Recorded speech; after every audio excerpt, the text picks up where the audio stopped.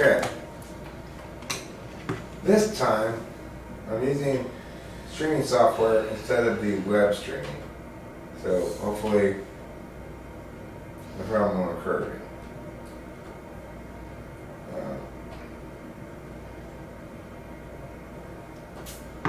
Because it would really be a shame to spend all the time interviewing him when there's absolutely no record of it. Because it would be disappointing for him, I'm sure, to not have a video. Okay. Yeah, third time's the charm is exactly what I said. And this one should work better. Also, I've now got sufficient creamer to drink my cup of coffee, but it's probably cold. I think there might be a microwave in here. Yeah. Right over there. Oh, yeah. Thank you. So, what kind of philosophy are you into, Hambo? Well, I've been read some ebooks I downloaded, just a package of all of the Greek philosophy books. And so I started with the Republic and finished that, and I'm reading Agamemnon now, that play. I actually have read that play. I took a, well, because it says it was copyright material. Well, there wasn't any copyright material. It was complete bullshit. So I'm hoping it doesn't happen again. I don't know. It happens haphazardly normally. Like it happened once, and then it won't happen for weeks, and it'll happen again. So I'm not sure what the deal is with that. It's never happened before when I've streamed with this software, so maybe this will fix it. Hopefully it will. If it does it again, sorry, I don't know. I'll have to complain to YouTube or something. So, what kind of philosophical questions do you find interesting in general? Are you interested in aesthetic questions, ethics questions, policy questions, ontology questions? I guess policy and ethics. I think political philosophy is probably one of the things that has the most lasting impact, or the study. I mean, it certainly can impact society a lot if, to the extent that certain people with the knowledge are in positions to make decisions. It seems like kind of America has changed a little bit or something. That there used to be more sort of genuine engagement with civics, maybe. But well, they don't teach them in schools until pretty late, except for how Congress works and everything. But I don't remember taking my first civics class until second year of high school. First real one, because they would go over like the Declaration of Independence for a week, and then that was it in one of my middle school years. Yeah, it's ridiculous. They really should start teaching like discursive techniques young. Because the problem is most teachers don't know any of them. Yeah. They're not qualified to teach people how to think because they don't think well themselves, Yeah. They do the Socratic seminars, they call them, which are just not a good way to structure it, because all the quiet kids, they naturally get a lower grade because they're not talking as much, of course. But also, nothing ever really gets resolved because the person who has the most clear view of the subject, I think, gets to talk the least because they're going in the beginning, and then it just gets into a bunch of subtopics that never go anywhere. Yeah, I mean, I don't know if you've heard me talk about my opinion on the Socratic method before, but it's straightforward enough. Isn't the teacher teaching the students because the teacher knows shit the students need to know or want to know or something?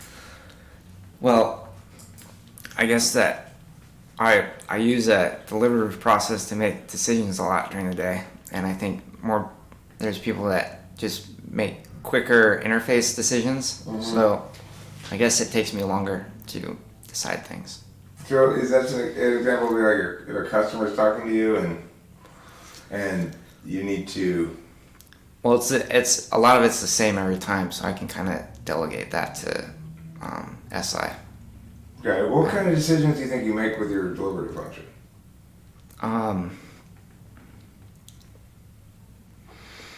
The ones that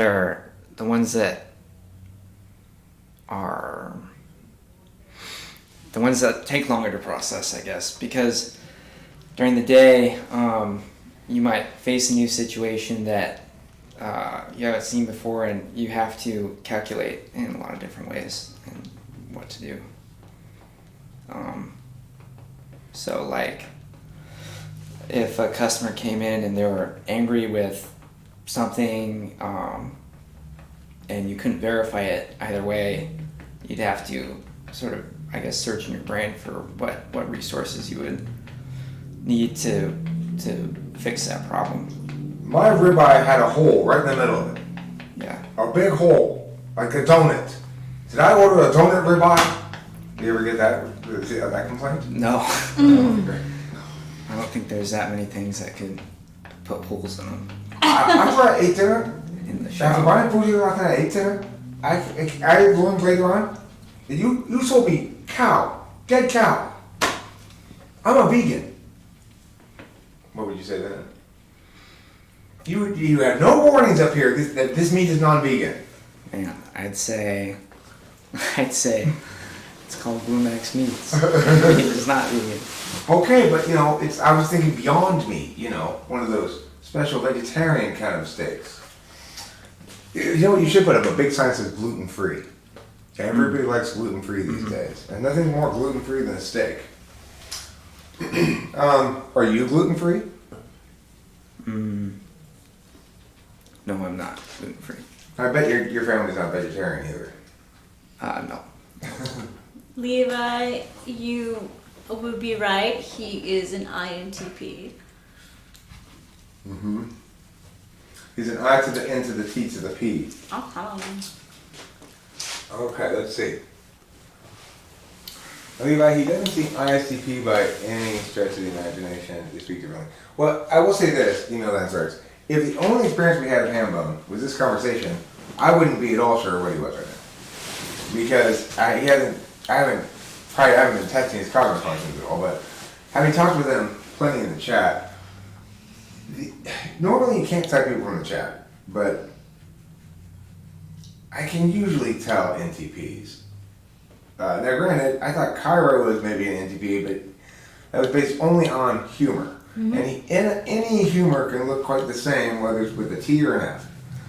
But when addressing things in a non-humorous fashion, INTPs are pretty easy to spot because they, like Hambone consistently makes the correct counter arguments if I leave any space. If there's any space between my wheel and the road, he'll slip in the right argument. That requires an NTP. Yeah. And that Hambone is one of the people who keeps me honest. It's like Hambone, Horsemonger is another INTP who keeps me honest. They keep me intellectually from making too bold of claims and from thinking I'm smart myself. So you need like some ego checks in life. INTPs are good ego checks for NTPs because after you've typed it up a bunch of them, you can no longer lie to yourself. You go, oh right, INTPs are smarter than me. But that's fine. Those things I have better at. The TI is way better. It's just way better. It's surprising amount better. It's like they're off fast. They can hold shit in their head a long time. Their SI is better. But Take those compliments. but I mean, the thing is, it shows you how you have to just sort of come to terms in life. I think everybody does with their hand that they've been dealt. Everybody's got a challenging hand in some ways, Hambone's been empowered by SE loving father to SE. If you got somebody nudging you along to do the couple of things you got to do, well, then you could potentially have somebody sort of help you with your SE. Rachel, TE Polar, another one that's good for having other people help you with a little bit, you know? That I benefit from people helping me. Well, the polars, right? The Yeah. extroverted polars are easier to receive help in than the introverted polars. Yes. So it's like I don't feel That's like a good correlation. but I get help from my introverted polar from dealing with a lot of FI people who remind me, hey, don't talk shit about FI all the time. You know, you make me feel bad or whatever. Yeah, he does get a lot of like. Okay, I'm not FI talking shit people. about you, FI people. Yeah, you do. And then I proceed. But it's handled well, so it's usually forgotten. Thanks, Rachel. Okay, I'm going to come over here and read some things from the chat. So, if anybody here has any questions, email Anthrax says, "Yeah, NTPs have that smell. You can just smell the condescending." Email Anthrax. You're not condescending. Anyway, Come on, you little guy. Don't call me condescending, sport. Oh, I'm sorry, email Anthrax. That was condescending. My bad. Let's see.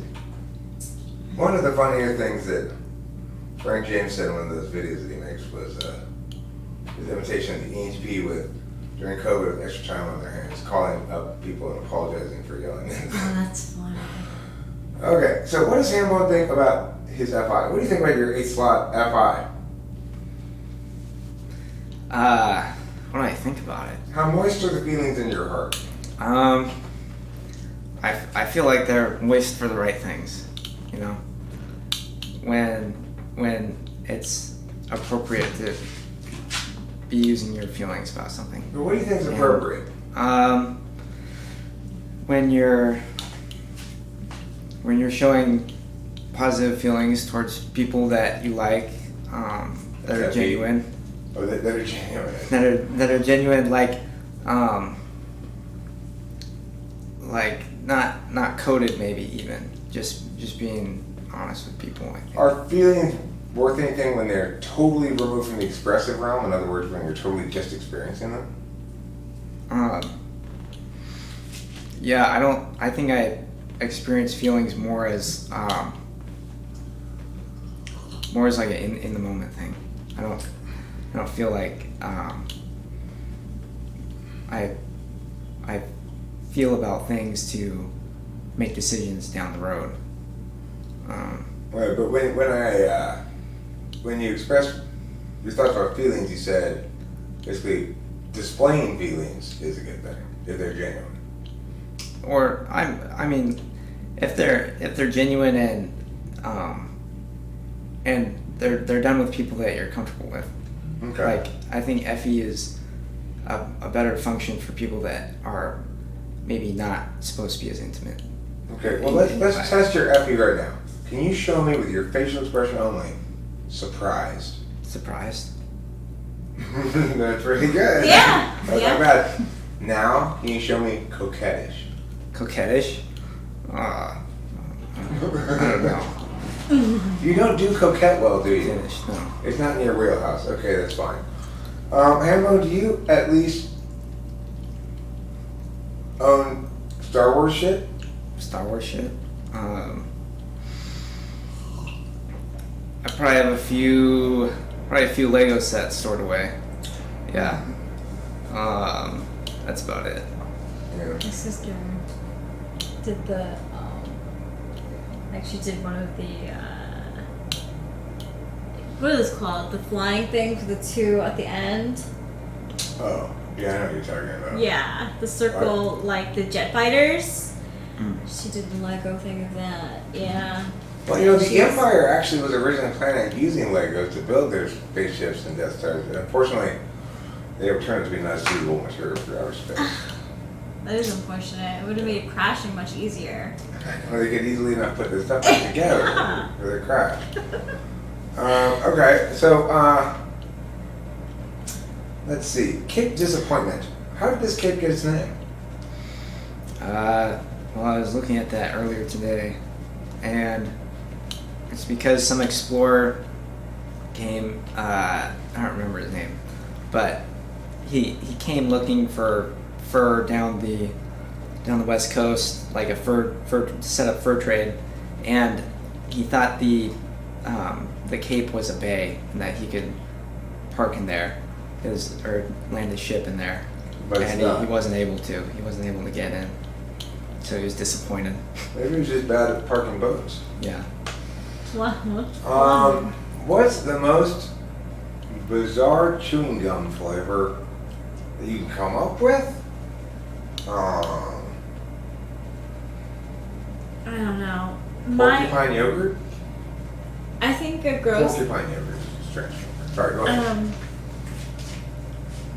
That I like porcupine yogurt. It's just yogurt flavored, but it's got Ew. spiky quills in it. Skunk yogurt. It's gum with quills. Ew.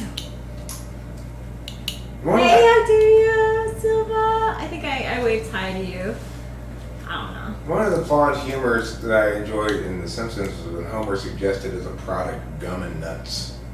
And he opened a tin of it, just pieces of gum and nuts, and he chewed it all together.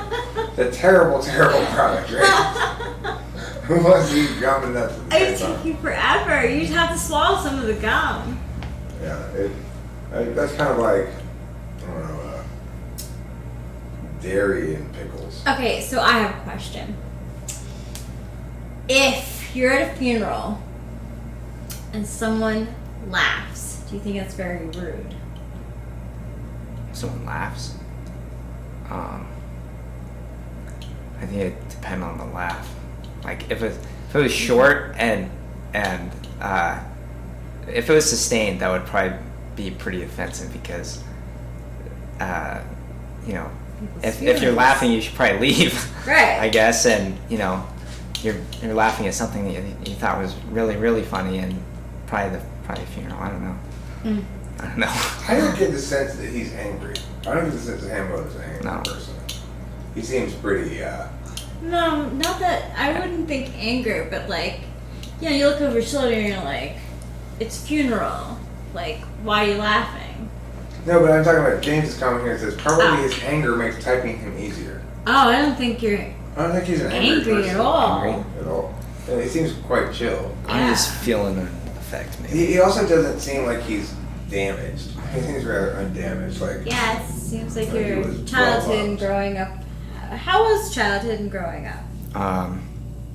absolutely It was- fucking horrible. No, it was really good, but I was pretty solidly middle class Did you until say like you were one of the boat people? no. Okay.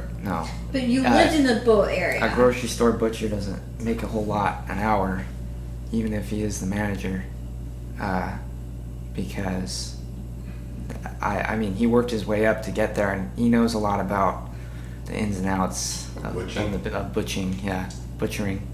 And anyways, I guess that helped him get his business. He's always looking for the next project or the next endeavor. Probably So not just looking for it, great. he's probably doing it too. he's doing it, yeah. Yeah, he's actually doing And when he it. finds it, he does Yeah. it. And so that's what happened with the shop. It, you know, But even if Just gonna Jason get- and Easy J's, both of you guys, fuck off for making the rest of us look bad.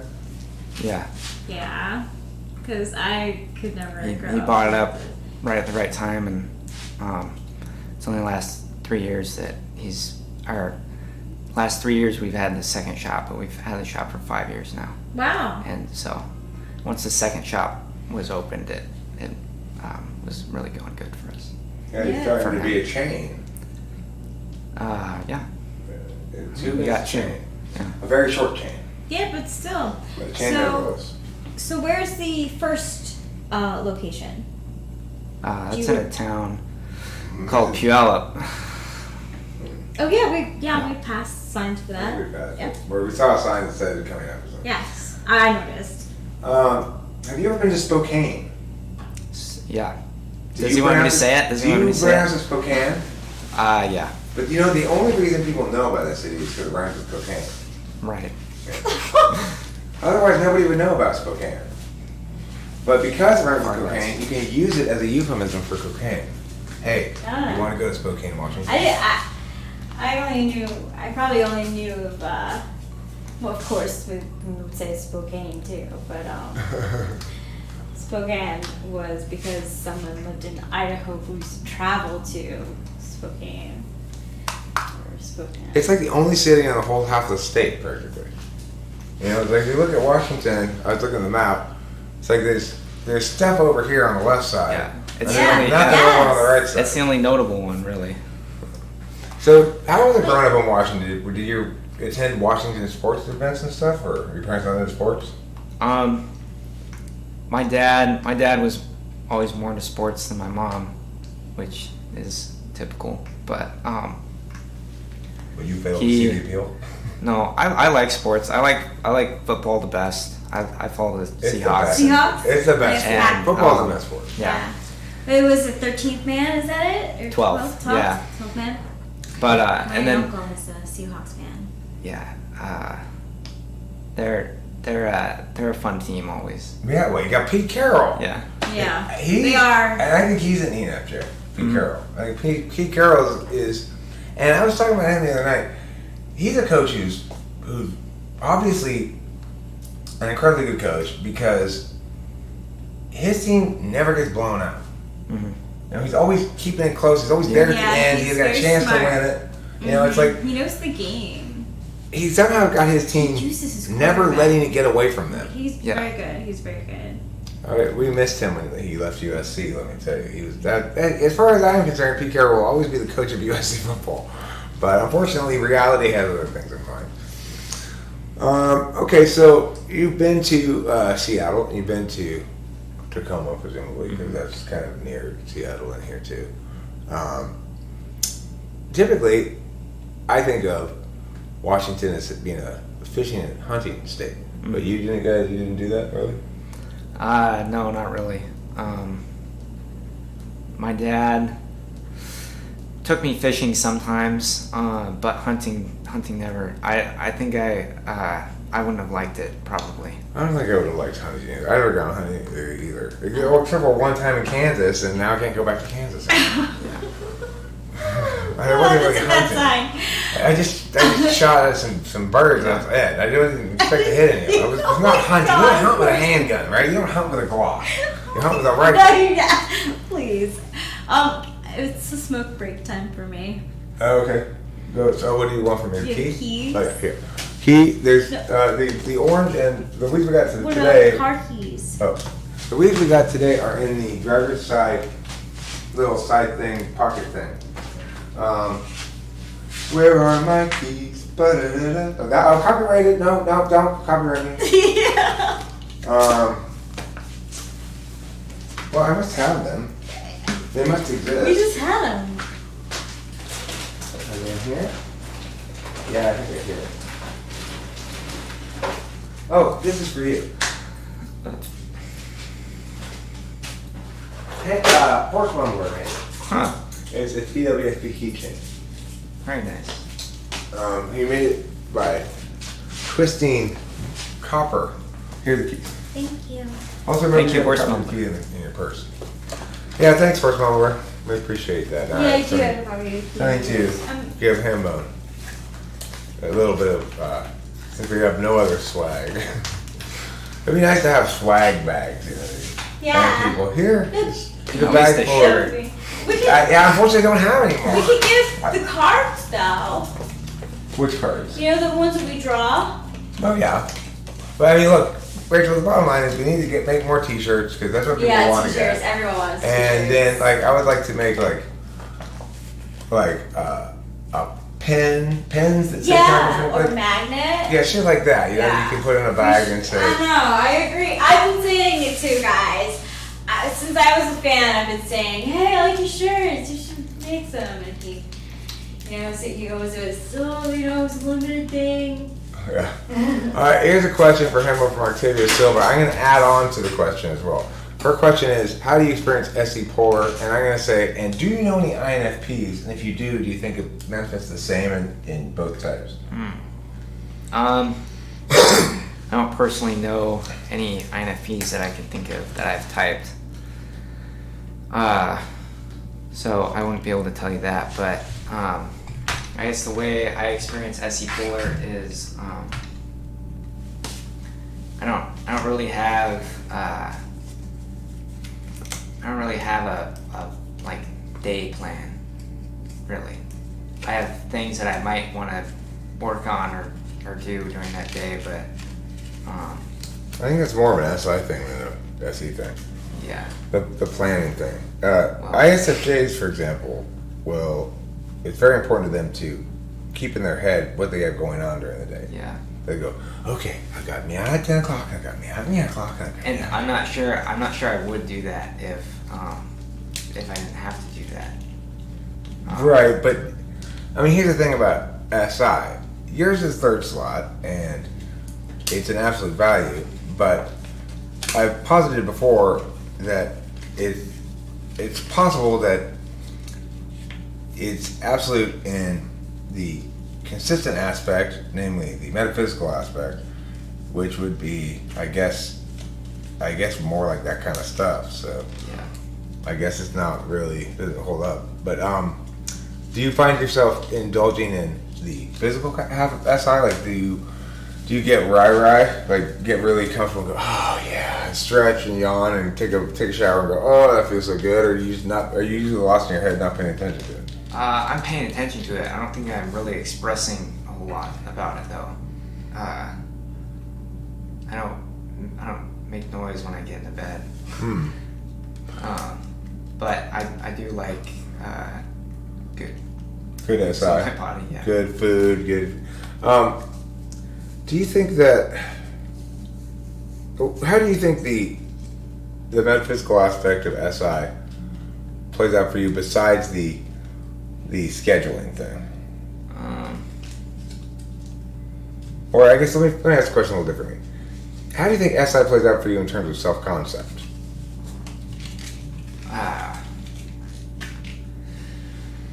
Well, I think that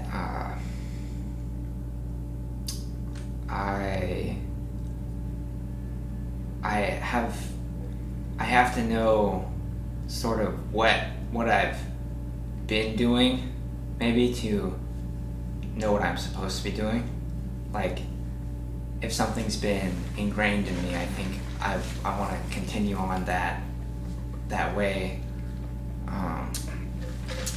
I don't know if that's a very good answer. Well, I mean, it sounds like an SI workaround for SE, that you know how to catch hold of the inertia of things that are already being done. I'm not going to do a whole lot to change it though, right? Because I think maybe that has to do with ignoring TE too. I'm not streamlining. Well, I mean, it only has to do with ignoring TE if you've already clearly identified a problem or a goal and are failing to figure out how to accomplish it.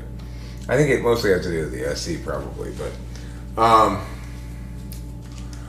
okay, listen, that's not all SI is at all. The reason I was kind of pointing at the self-concept question was, I tend to think of SI as also being this quality of constructing about yourself a progression of events from your life that comprise your story you tell yourself about who you are.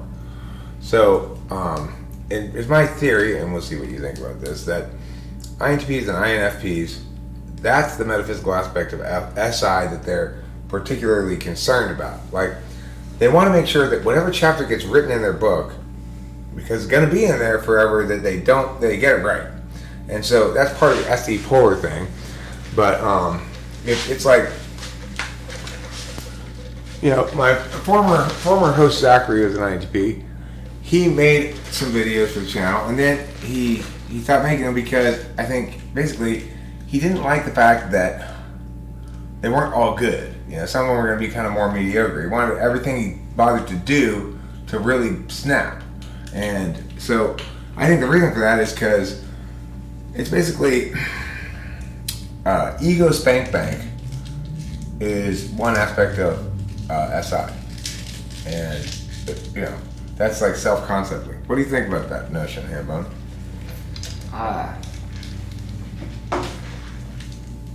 I think that it I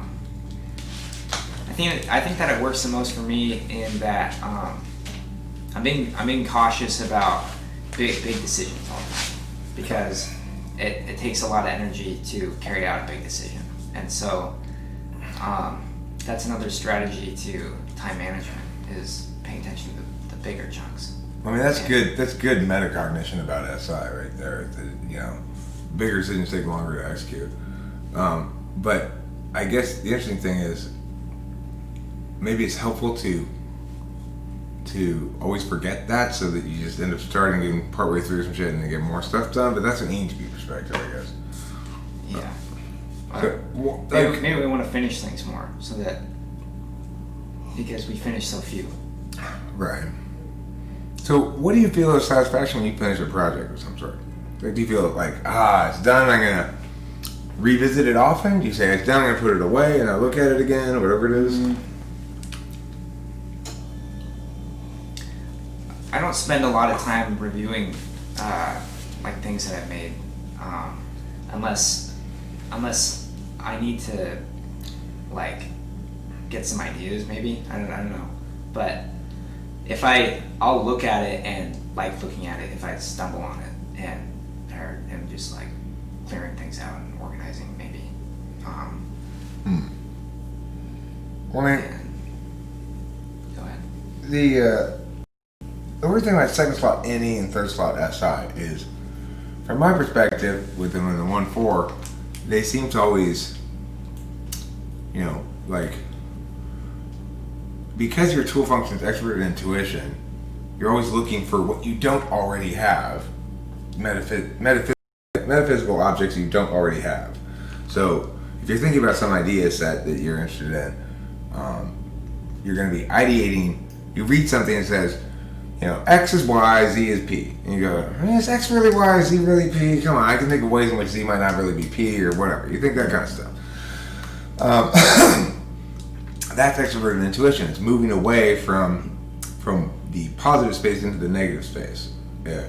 As soon as something's defined as mya, NE goes, well, what about mya? And so SI, though, is the idea of maximizing the utility of existing resources, keeping track of what you already have, and stuff like that. So it seems odd that you have instrumental value, extroverted intuition, which is always running afoul of your third slot SI agenda, maybe. Do you experience that at all, or does it make sense what I'm saying? Yeah, it sort of makes sense. I think that the tool function gets priority without you even knowing it, maybe.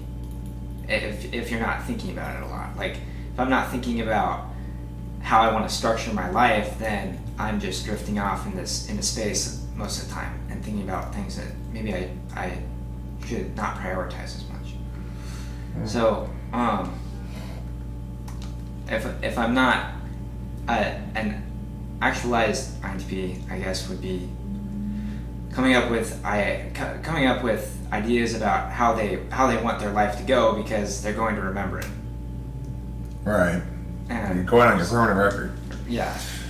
I want to address Alan's comment here. He says, no, they are not interested in the metaphysical. In fact, I know one it isn't interested at all in MBTI. Thinks it's not important. Well, that's quite possible. I'm sure there are a lot of INTPs out there who dismiss MBTI because there's a basic affinity among INTPs towards rejecting that which doesn't sustain adequate muster. However, they don't necessarily put all the attention into something to determine why it doesn't sustain adequate muster if it seems dismissible. The reason being, by default, both ENTPs and INTPs negate shit rather than affirm it. So, he'd have to actually be presented with a presentation about it that would validate on his metrics, and he hasn't heard one yet. Did you have initial skepticism about MBTI? Did you say things like, people are not that simple, you can't put people in boxes? And yeah, well, when I took the test the first time in freshman year, I didn't understand what it was getting at exactly. Like, okay, you're saying all these things about people. Why these categories? Why does that matter? Why can you split people this way and that way? Can you justify your taxonomy with anything other than arbitrary division of letter dichotomies? Yeah. So what made you change your mind about it? I don't remember exactly. think, Probably in high school you didn't get cognitive functions, you just got types. yeah. Yeah. That's, I was probably just looking on YouTube and it popped up because maybe I was researching something else related. yeah, I mean, I knew about types for years before I knew about cognitive functions, and it had very little impact on my overall thinking. But cognitive functions impacted my thinking a lot. Has learning about cognitive functions changed the way you think? Well, yeah, it's changed the way. I think it changes how everybody thinks about how their own thinking plays out, and examples of that, and you can start to isolate it and maybe even change it a little bit. Right, it's weird, isn't it, that like before we're finding about cognitive functions, I never drew distinctions between kinds of attention I was making at all. I guess you don't have the lexicon, it's just it's like the reality doesn't exist or something. Yeah. Well, I think when you're tight, maybe it just all blends together, so it feels like you're in one function all the time. That's just your type. It's just the one big function. So you think you just feel like all of life is TI with some other stuff? No, I just mean that it's the culmination of the type. Going around, you wouldn't be able to isolate it because you're not really living someone else's life, maybe. Right. And, yeah. and that creates differences that are spotted easier. And the problem with type descriptions, of course, is if you're gonna think types about type descriptions, then you're gonna say, well, this seems a lot like astrology. Some of these things seem accurate, some of them don't. It can't possibly be the case that everybody who is INTP has all this set of exact descriptive traits. And even if it were the case, then the test must be testing for that. And it's like those are reasonable objections to make about MBTI not being tethered to anything real. But I think that changes with cognitive functions. I think then all of a sudden you go, okay, well actually this does make a lot of sense, because like he's saying, there have been plenty of occasions where nowadays I go, oh, what I was just doing right there was an example of meanity, and I never would have made the distinction before. Let's see here. ISTP with healthy NI are chill. Bill Burkett says ISTPs are not the most autistic type. I think autistic people are the most autistic type. Getting along. I always wonder what my life would look like if I never studied about MBTI. Well, it's like they play out this alternate reality. Instead of wasting your time around here, you go out and do a bunch of stuff and be really successful. That's what you get. Hey, Ninfa. Ninfa's here, huh? Oh, and Checkmate Aurelius is here. I'm going to just call you Checkmate Aurelius. That's easier to say. 16 personalities is poison. I find value in researching the different modes of cognition. But ascribing behavioral values is misleading. Well, yeah, I mean, what they do is people understand themselves generally at first through attributes. So if you gotta talk to somebody who doesn't understand about cognitive functions and you ask them, tell me about yourself. Like, I know, we're gonna have one of those wonderful assignments. Okay, Hambone, I want you to write your name on a vertical piece of paper, Hambone. And then you're gonna say something about yourself with each of those letters. I'm handsome. I'm anti-disestablishmentarian. Isn't that like the worst possible assignment? Just about. Yeah. Well, it gets over quick. Yeah, You don't really have to think that hard about it.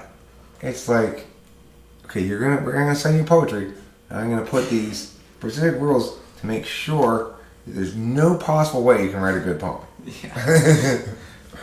I'm gonna destroy any chance you have of artistic success before I assign If mom it. doesn't throw it away, she's not paying attention. If I assign that poem, I'd say, now look, if your mom doesn't throw this away, you throw it away, because this is crap. If some other teacher asks you to do this in the future, you tell them, the fuck I will. I'm not going to have you do this kind of ontological violence to me. I refuse to reduce myself to, a 40-year-old ISFJ woman who's who's just out of her divorce and is feeling her oats. I'm Shirley. I'm super. I'm happy. Igloo. I'm an igloo. No, Shirley. You're being Gaff. You're being as Gaff as the stoplights in Hambone's town. Hambo, you got some shitty ass stoplights in your town. Yeah, tell me about it. Listen, I've officially declared it, by the way. He has at least 3 of the world's most Gaff stoplights. Of the whole world. 3 of them right here. That's how awful they are. SP are fun people to hang around. ISTJ is very useful because they are very practical. I mean, it was interesting what Hamblin said in an earlier stream that no longer exists. Or maybe it was before the stream that ISTJ FI is just as good as FE. Or even better sometimes. Because it is true. ISTJs know how to care for people. Or to know how to be good to somebody. You know who's super good to me is Cameron. He's an ISTJ. He's always being super nice. And, yeah. You know? Well, they pay attention a lot to things that they see every day, like their family. So. Right, yeah. I guess they do pay attention to lots of things. And it's like, you don't, if you don't kill an ISTJ relationship, you don't lose it. Yeah. Cameron, I always know that, he's not gonna move on to somebody more interesting. It's just the ISTJ way, I guess. Okay, so what type do you think, if you were gonna pick a type of romantic partner, what personality type would you think you want to get with? It's just in a vacuum. Imagine you have nothing at all going on right now. It's in a vacuum. What personality type do you want to get with?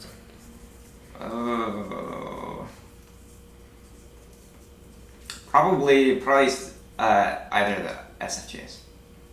Because the FE's nice because it can be a little over the top and dramatic, and I think sometimes with ISTJ FI, you almost don't realize they're doing it. So having that big display that where oh my gosh, Hambone, sweetheart, you did such a great job today at work. Yeah. I'm so proud of you. So I have to pay attention to it. Oh, And then I don't know, the SI just seems like more inviting than the NI. right. I can understand that perspective too. The thing is, SI is first and foremost, above all else, familiar and comfortable, and neither NTP type I think has a high threshold for discomfort. Mm-hmm. Like, you probably have a pretty high tolerance for cold though, because it's pretty cold here. Yeah. Well, Is there snow on the mountain over there? Probably. I looked up on the mountain. I saw some snow up there. I thought. You know, it's June. To get on a drive later, there's a road where you can see the mountain really well. And there's like cows and things. Cool. Anyways, the question. Oh yeah, cold. I like being cold more than I like being warm. And I think that's just because I lived here for my life, all my life. Right. Do you sleep well? Yeah. And by sleeping well, I mean when I want to go to sleep. Usually, I can't go to sleep. And do you go to sleep every night at like a similar time? No. Are there days you wake up and you go to work and you're like, God, I wish I had gone to bed earlier? Yeah. But I didn't want to go to bed earlier. So right. It's not like I want to go to bed and I'm tired and I can't. That seems like it would be really tough. So on the next day when you feel regret about having not gone to bed, you scold yourself for even thinking that, because if you had wanted to go to bed, you would have gone to bed, and you knew that last night, so why would you feel regret about it now? Right. So that's a very INTP response.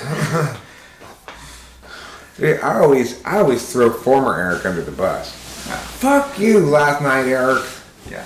You should have gone to bed. Don't even give me any of that lip. Don't tell me you didn't want to go to bed.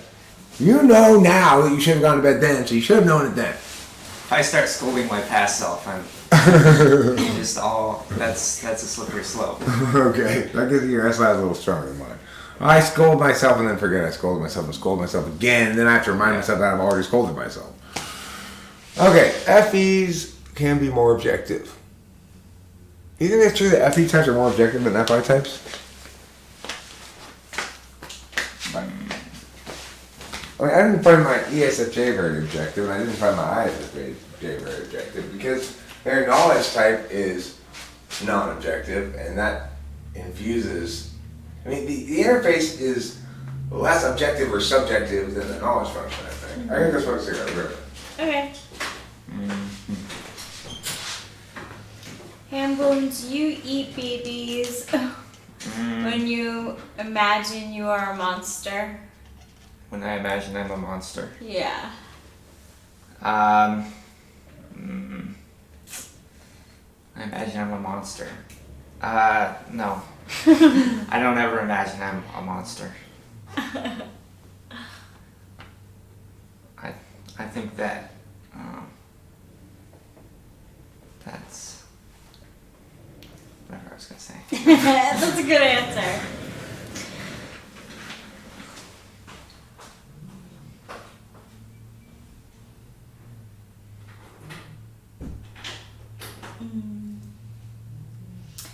Do you think that environment and culture can affect your perspective in life? Yeah.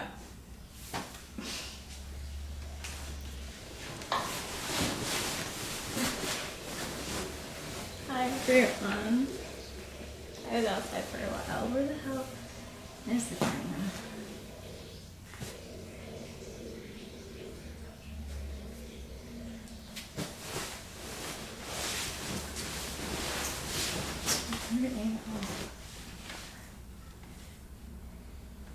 Hey, Zealand Black.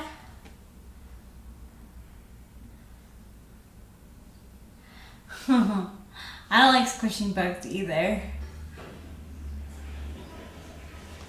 What's up, emailed Anthrax? Have you come up with anything? What up, Running Fox?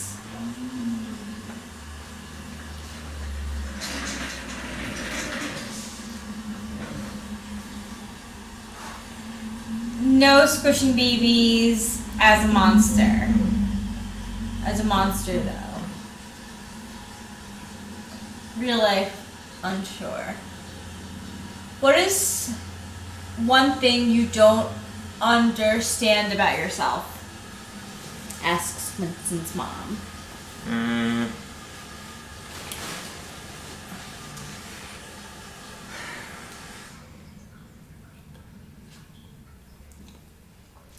Sometimes I guess I don't understand why I think that I can always do something tomorrow instead of now. I can sympathize.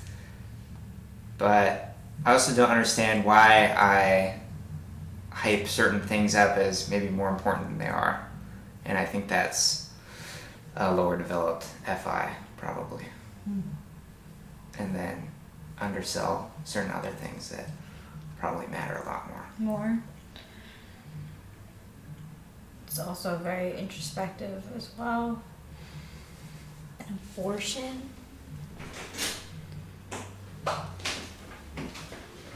That's gonna be tough, you know, like I for a big time had problems with like procrastination.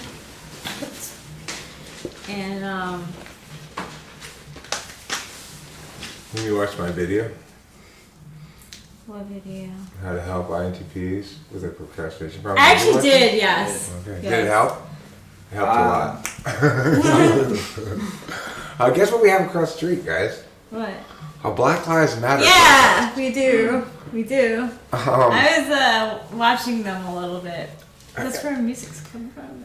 Oh, is that where it's coming from? I don't Maybe, know. I don't know. I was not throwing bricks, so I'll take them. I was thinking about maybe going over there and trying to interview him. I'm not sure. That's not a bad idea. But one of them has a sign that says, white violence equals silence. I mean, white silence equals violence. White I'm the only Chinese person I've seen anywhere around here, by the way. So. Oh, you're Chinese today? Yeah, I'm Chinese today. You can tell by the crowd. Remember when we saw that bug flew in the car and I was, Hacha! I karate chopped it to death. Yeah. That's my karate kicking in. Oh. Happens every time I'm Chinese. Hambone, are you transracial? I forgot to ask you. I don't have a race. Well, you're race I don't free. have a race. Ooh. Okay, well Does that then, make me you know what? special? You're not entitled to any special privileges at all. That's the problem with being race free. I'm so glad I'm not white today, because if I were white, I'd have to continue talking all day without stopping, and I'd like to stop every once in a while.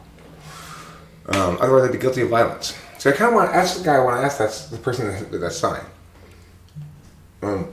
How does silence equal violence? Silence equals assent, maybe? Only in competition debate, but if you want to make that claim, possibly. Oh my gosh. But That would be, I mean. silence equals violence. I mean, that sure does, next time there's a wife beater, he's beating up his wife, and you just be thankful I'm not silent to you. That's the real violence, Mary. That's real. When you didn't answer me, that was the real violence. This fist to your face is not a problem. Let's see. Oh my god. Ask Hambone what he's interested in at the moment. At the moment? At this very moment, what are you interested in? This very moment? I'm kind of interested in getting another cup of water. Okay. If you would extend the moment over the past 3 weeks and upcoming week and for your predictions, what would that answer be? Ooh. Like, something I'm interested in doing. Well, I guess my answer would be... Matters of the heart. No. I don't want to go there, really. Okay. All right. So what do you? But what I was do you going to want? say I wanted to take you to Eatonville, maybe, if you're down. Yeah, it's we're like down. 40 minutes out, but there are two really, really cool waterfalls that I think. I have never seen. Okay, no. Lies. I have seen waterfalls, but I've never seen them up close. So I'm excited for that. Can you That's really fish exciting there? for me. I have a question. Fish there? Not there exactly, but there was a lake that we passed the last time we went there. Okay, cool. We'll just stop there, throw our lines in for a little bit, and get some pictures of us fishing. Yeah. Get a picture of you with your 12-pound whatever you catch. Rachel and you both reeling hundreds of fish and all. Come on. I'm gonna need some help then. Okay, I have a question for you that is a metaphysical question. There are 6 clairs. Like, have you ever heard of clairvoyance? Yeah. Okay. So I want to ask you, out of the 6 senses, seeing, hearing, smelling, tasting, feeling, and knowing, which one do you think that you have as the biggest strength?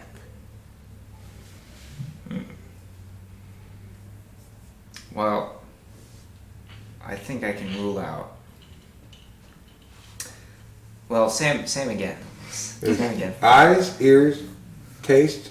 Seeing, hearing, smelling, tasting, feeling, like touch, and knowing. Which one do you think that you're the strongest at? And you can say which one you're worst as well. I guess I'd be the strongest at taste. Maybe. I don't know. I mean, where we went for Wally's was very good. Oh. What about in school? Did you learn better visually or auditorily? Well, I didn't take notes really. You didn't have to take notes. You just listen and you absorb yeah, it. auditorily. Yeah, you're an auditory learner. It's The typical. tasting then NDPs. too, but do you think you have a good palate? Yeah. And Yeah, you like sushi. I do feel like I have a good sense of, even though maybe my FE isn't super great, most of the time I do have a good sense of what people would like or like to watch for like a movie or something. That's a knowing thing. Yeah. That's what you meant by taste? No, You meant aesthetic taste? no, I was answering that. Yeah. Okay. But So that could be well, a third yeah, then. I mean, it could be taste because I guess that's the metaphysical meaning of the word. But taste for myself, I'm never violating my own tastes Okay. in the moment, I guess. Yes, Bacon, this is your pork brother. Zaylin, I want to address what you're saying. What Zaylin is doing is sort of interpreting that person's sign and saying, where did she say it? I always try to use I think and I feel statements. I had to learn that early in life, though, even if I think something's absolutely, I don't often enforce that. That's not the one I was thinking about. What was it? How did I miss it? Somebody said something about the sign, basically that the point of that sign is that if you're not speaking out against injustices, you're somehow party to it. Except that easily dismissed immediately, because there are more injustices in the world than anybody can possibly speak in any depth about. So, that's where the reality of no universal positive indications comes from. If you say there's a universal positive indication to speak out against injustice, then you are positively, morally obligated to constantly be speaking out on injustice because you're never going to get it all. Yeah, the violence one.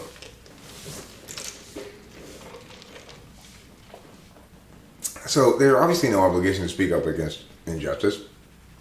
And to the extent that you do, it's because you feel it's of particular importance to you. And it's fine for those people to feel that police violence is of particular importance to them, but they've framed it in such a way as to only cause more problems. Anytime you bring race into the equation, you're causing more problems, not fewer, because you're ignoring the actual problem, which is rights violations. And anytime you say stupid ass shit like white silence equals violence, so what? Black people can be silent and that's fine? Chinese people can be silent? Mexicans can be silent? I mean, it's just incredibly stupid. It's like they took as many stupid pills as they possibly could this morning and wrote a sign. Most things have been solved because of silence. Like back in civil rights, they protested by not doing anything back. That's what they protested. Yeah. And the thing is, of course, why protest unless you have something to protest? They're not asking for any specific action to be taken. They're like, you should arrest that cop. They already did. I'm not saying you should fire those cops. They already did. They need to protest.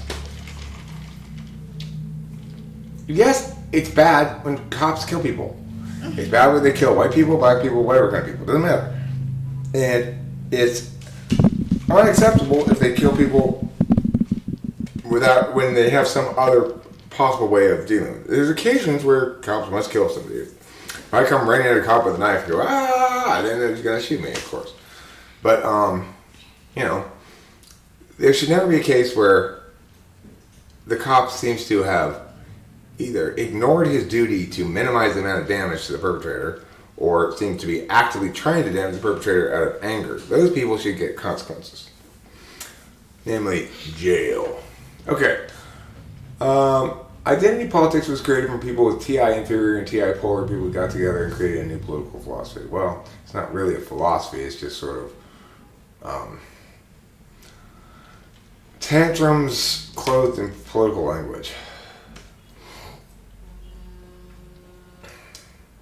Saying white is bad sounds pretty prejudiced. Well, I think the problem with saying white is, it presumes that people stay one race or that they become evil or good depending on the day as their race changes. So that's part of the problem with it. Let's see. I think forcing people to speak up isn't okay. They're not going to be genuine or feel like they have to because people will demonize them.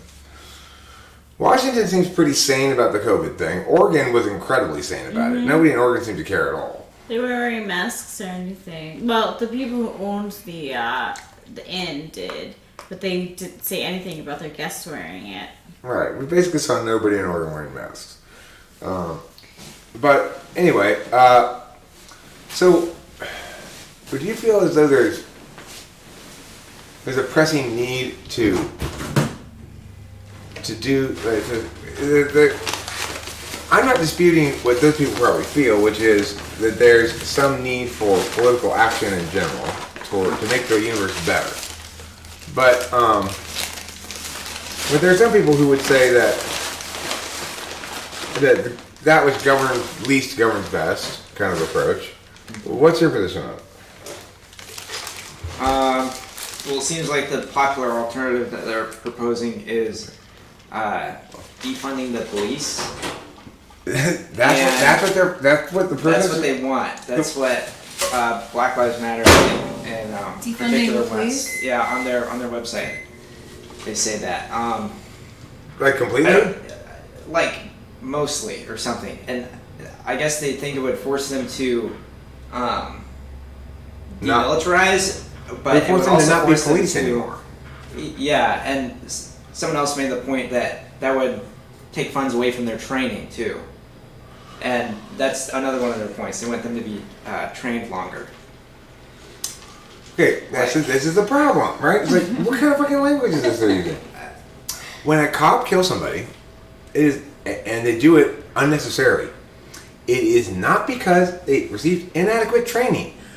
You know, notice, I've had no training, and I've not killed anybody. Nobody had to train me to not kill people. It's fucking ridiculous. Every time a cop goes, well, I'm sorry this cop curb stopped this guy to death for 15 minutes. You know, obviously we need more training. We didn't cover, don't curb stop a guy to death for 15 minutes. And so we didn't officially say you can't do that. So I understand, you know, naturally he's going to make that mistake. Yeah. Not being a decent human being. You know, it's like lack of training. Since when do human beings need training to be morally decent human beings? You know, it's ridiculous. Anyway, I do think cops make too much money, Yeah. but A lot. they make like hundreds of thousands of dollars a year. Each cop. Yeah, they make a lot of money. And, you know, everyone goes, wow, they got a really tough job. Blah, blah, blah. It's not that tough. It's not that It tough. depends on the job. area. Yeah, it does. The thing is, the people who, so like city cops in New York City, they get paid shit. But you go out East Long Island where nothing happens, and they get paid like thousands and thousands of dollars. Yeah. So that's wrong. Like city cops really do see a lot of crazy stuff, and PTSD, you know, ranks high in certain areas. So like I get that, you know, like you pay the fucking just it makes sense where the crime is. Yeah. Easy. And you can find that information out where the crime is easy as enough too. So it's like there's no excuse. Well, Jake Herbert, you say it's more potentially dangerous than tough. This is what I think about when I think of cop dangerous. Think about that video of me in Pomona where there's this one dude and there's a whole fucking Yeah. And Pomona. battalion of cops around there, and they're all pointing rubber bullets at the guy, and they've all got tasers out. And if he had had any kind of projectile weapon, I'm sure they would have had their real handguns out. So it's like, you know, how can any of those cops possibly think that like, well, this is appropriate. How are we going to apprehend this guy? Well, I mean, there's so many. It's like, is there no extroverted intuition at all? I'm quite sure if you put a bunch of NTPs on the police force, they would solve a bunch of these problems without any fucking battles. Well, there's only so many situations you can train for, and so like when it's something like that, and I don't know what my training is, I guess I'll be the most forceful I can because that's my instinct. Okay, Sergeant, why did you shoot this elderly woman? She was holding a starfish at the beach, and you guys, I looked at my training, I remember throwing stars. You said, if you see a throwing star, immediately shoot everybody around you, so I went ahead and did that. Right. I didn't know it was a starfish. Training is important. I wouldn't say the cop who killed Floyd was in high stress, but maybe he was. It doesn't warrant killing anyone. Well, I mean, the thing is, he may have had a stressful life in general or something. That circumstance is the sort of thing that if you're going to become a police officer, you better know that you're sufficiently slow to anger and sufficiently restrained that even when somebody is being openly provocative, that you're not going to commit any crimes. Right? You're a cop. You're not supposed to be committing crimes. No. Like exactly, assaults. right? That's exactly the opposite of what your job is supposed to do. Okay, yeah, true. Some cops can be killed at a routine traffic stop, but you know, as far as job dangers go, it's not even remotely close to the most dangerous job. There's lots of jobs that are more dangerous than cop, such as volcano diver. The people who dive into hot molten magma for a living, Yeah. almost all of them die. Have you considered that as a career, Coal Hambo? miner, right? You Coal know. miners, well, yeah. if they put on a mask, Oh yeah, you're safe then. yeah, you're safe. Protects against COVID and black lung. Right. I want to be a lava jumper just as much as I want to be a deep sea diver. Ooh, that's pretty low. And if you're a really good lava jumper, you can jump all the way through the magma into the sea. You just, Very elegantly. you just put your scuba tank on and you What do they call that? A crack diver? You know, I mean, that's just like a perfect 10 in Olympic magma. Yeah. If you survive, it's a perfect 10. So wait, which way are you going? Through the volcano first Yes. and then into the sea? Yeah. It's out of a volcano with a hole in the bottom. No! Yeah, the ocean's underneath. No, the final event has to be you going drilling through the earth to the other side. You know, dipping. If you can dive with so much force, you can punch all the way through the earth to the other side. That's a perfect 10 in competitive volcano diving. Yeah, only then. I think $53,000 is the national average. Hey, horse mumbler, you know, I should tell you, before I came on this trip, I was saying to myself, like, I'm gonna learn from the last trip and make sure that I ask him plenty of questions and give him a chance to express himself. And I still find myself talking lots, but you know, it's just my little disability. The police union is correct to bad cops. I agree. If you want to talk about how police unions are bad, there should not be any police unions. It's a public sector job. The public sector job should not be unionized. The government's going to give them too much money anyway. Can you really have a police force with nothing but empaths? The current thing in the United States is they have you have to be not very smart to be a cop. Like certain police forces, they have a limit on your IQ score. If you get higher than that, you're disqualified. It's supposed to be really.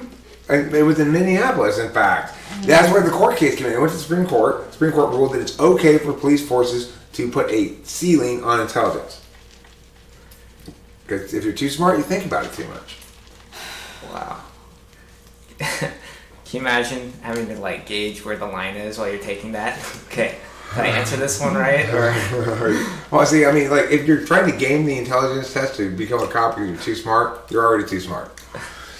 I don't even want to look. Okay, I'll take your word for it. The cop I got assaulted by in Pomona, I ended up looking up his salary. It was over $200,000. He was a sergeant.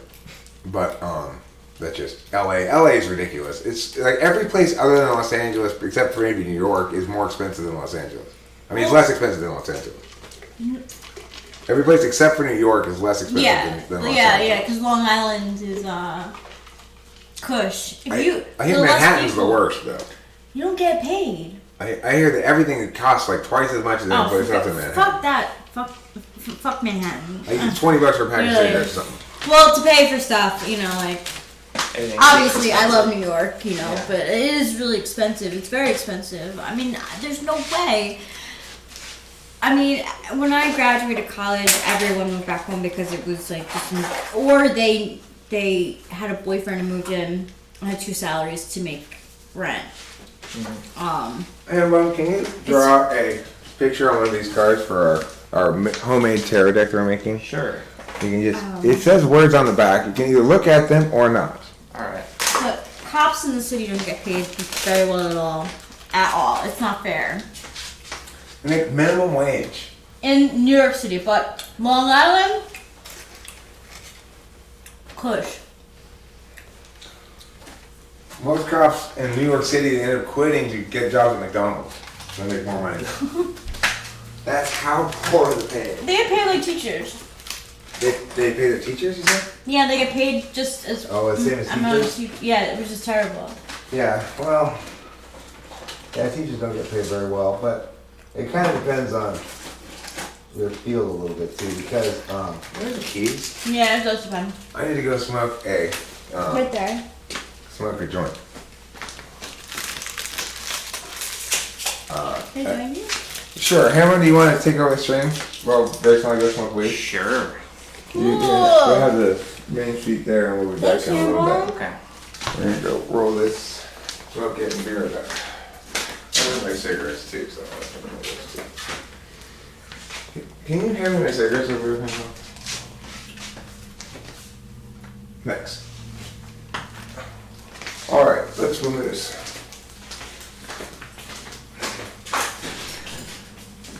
You have a key? No. It's weird.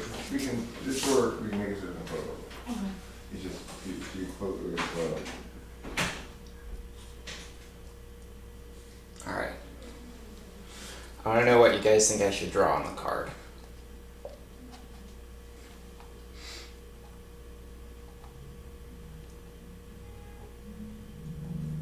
Yeah, it's a hotel room.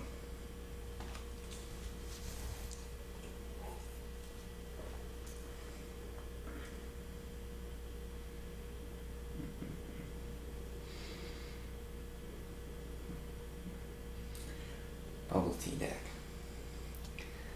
I'm sorry. I think I would draw a tarot. I don't know where the tarot cards are. I don't want to go right to their stuff. When I think about mathematics, I think they're very useful. I don't understand how people can be passionate about math. I never was. It's so dry.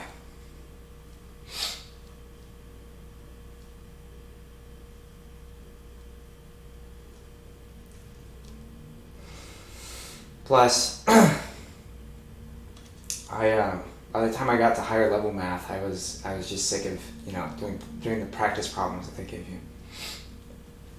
So I didn't ever care to practice or study really.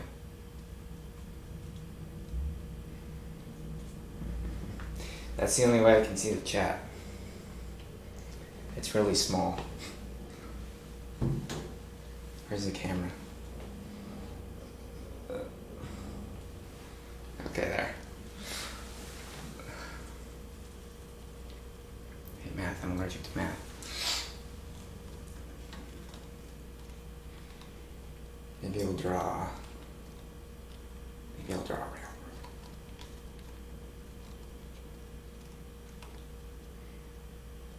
A seal juggling.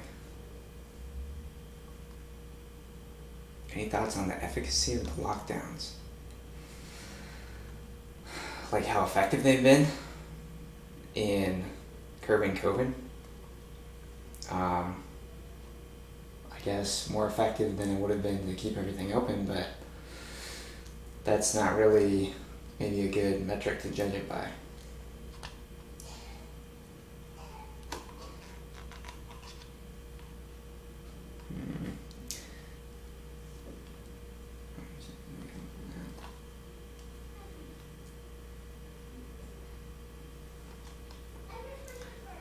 Anyways. Yep. They got the room with the jacuzzi.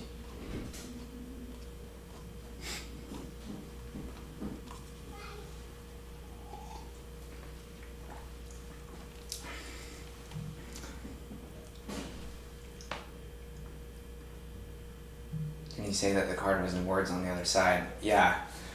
I couldn't read the last word though. It's been a while since I've even read anything cursive. I actually did make the cutoff that they taught it in school still for a year. Hermetics is a rock, he's an island. Is that a hotel room? Yes, it is a hotel room. Pretty nice.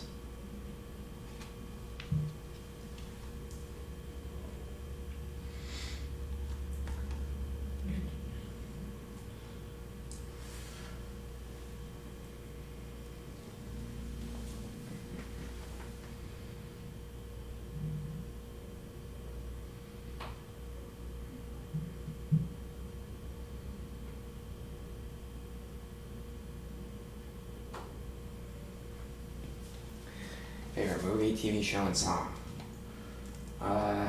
Picking favorites is tough.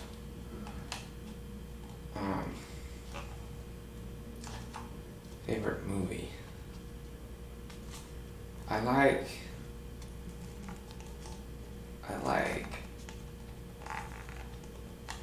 The Good, the Bad, and the Ugly. That's a good movie. I like Gran Torino. Those both have. Should switch to Top Chat. Why would I do that? All those have Clint Eastwood. He's very good at squinting. I aspire to be like him. I missed half your questions. I'm on live chat. Live chat includes everything. Are you sure they're going through? You should refresh.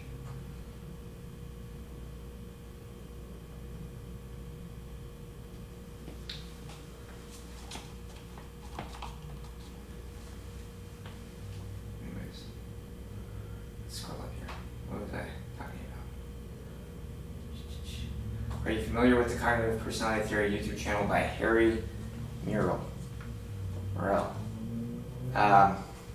No, I am not. Do you want to tell me about it?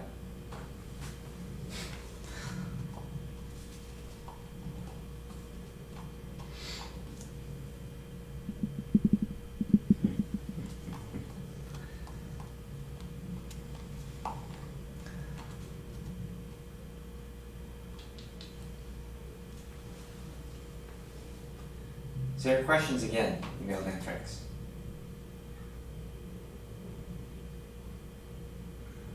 Reformat.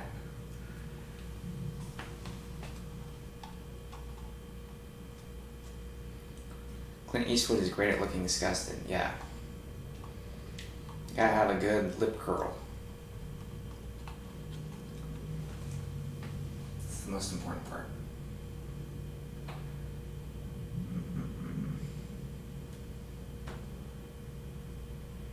Clint Eastwood is my disappointed grandfather. Must be your maternal grandfather. Otherwise he'd be Clint Mower.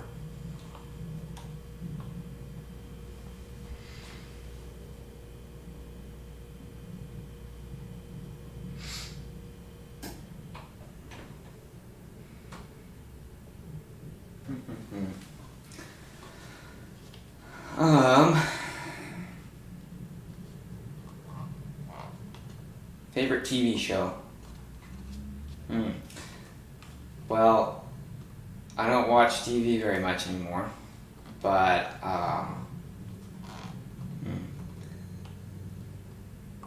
I was watching a show called Schitt's Creek, which is kind of funny. Kind of funny sometimes, you know. If you're paying attention. You have to be paying attention in order to laugh. Can you hear me? Am I talking too quiet? There's nobody else in here, so I feel like I have to lower my voice.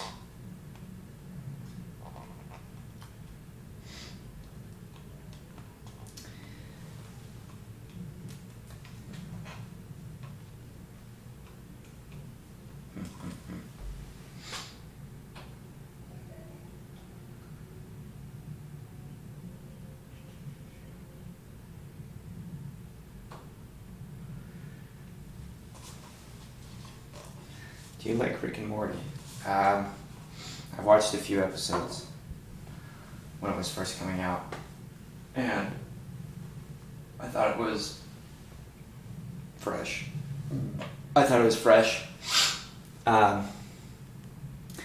It's a lot different from other adult cartoons, but I never really got into it. I don't like the animation.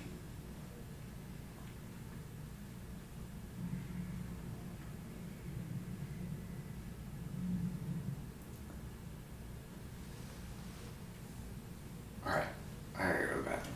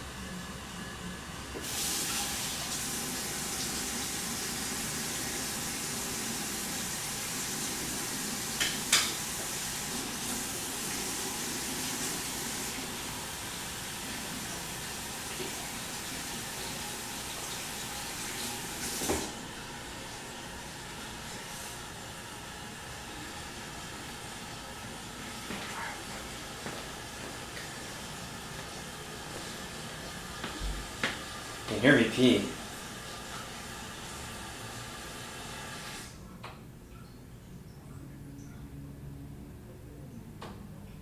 Wasn't a very strong stream. I only wash my hands on stream.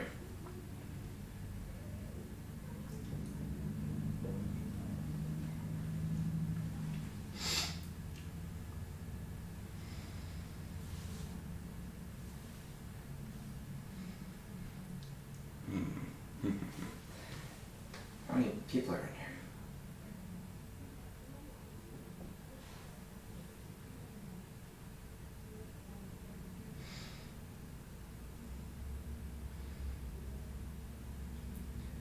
$20.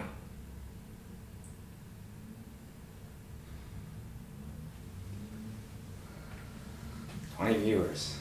Ask me some questions. I don't know what to talk about.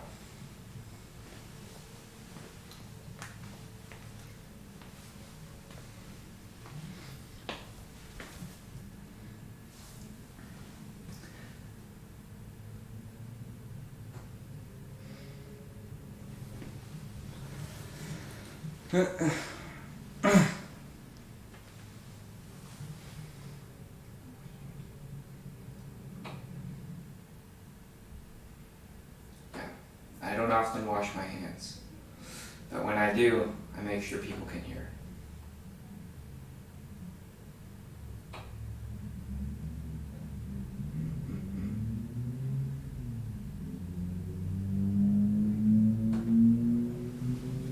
Talk about my childhood. What's my zen? What do you mean? What calms me down? Or is that something else? Talk about your childhood. My childhood was pretty normal.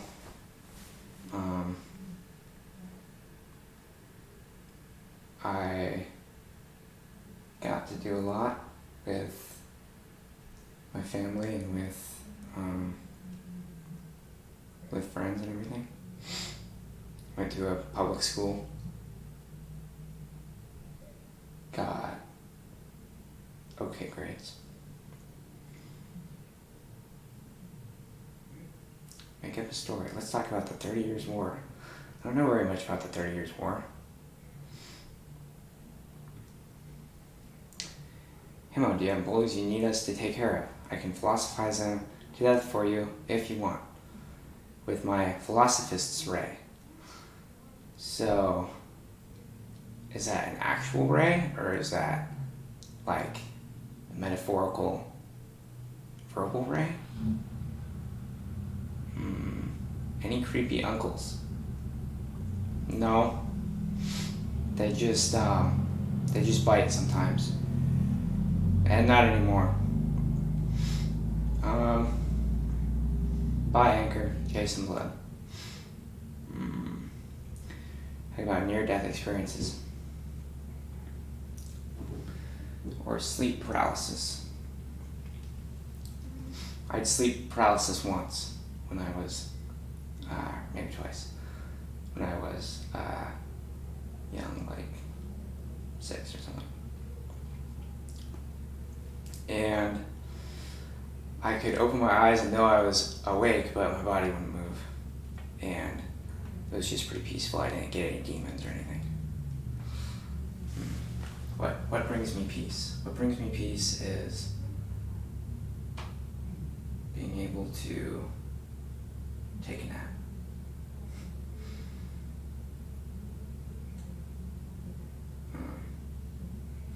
Do you think that FITE users are more likely to have kinky fetishes than TIFE users?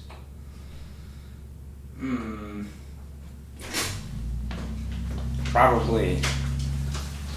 I don't know. Do you think FITE users would have kinkier fetishes than TIFE users? No. I think FE is. Basically, I think like kinkiness is about power dynamics, and so is FE. Does that mean that FE people are more kinky? Not necessarily. You might say intuition links with kinkiness because you're treating a physical act as a meaning-based act instead. But I'm not sure how much it links with intuitives, really. I think that sex is one of those things that, it's not like there's any normal sex. It's all weird. It's all inherently weird. It's such a strange thing to do. I mean, when you look at animals do it, you laugh a little, right? Right. Especially peacocks. I What have do yet they to do? see. So the man stands there with his photograph, right? And these chicks walk by nonchalantly. The peahens. They walk by nonchalantly. Don't even look at them. And then, if a peahen wants to get humped by the peacock, eventually she'll pretend to go accidentally stand in front of him and look down. And then he'll run over and jump on her and hump her all up real quick and then get up. Takes like 5 seconds. He's fast. But that's like, you that's know- something to see though. Yeah, you can see the peahen is bullshitting too. You know she's aware of him, and you know she's not going to let That's him the know. best part. I really want to sit on this, but I'm also afraid that. You can sit on that. That's fine. That'll hold you weight, no problem. That's a table. I think sex is weird. I think sex is weird too. The only people who don't think sex is weird are like full blast sensing types, just like SFPs maybe. Like Cloud, when he gets into his like talkings about certain women, and it's like, ew. Sometimes, you know. And his belief that There's a time and a somehow place for everything. by retaining his semen, he has powers, you know, like and Ew. with tantric things, he's gonna have sex for Yeah. 8 hours straight.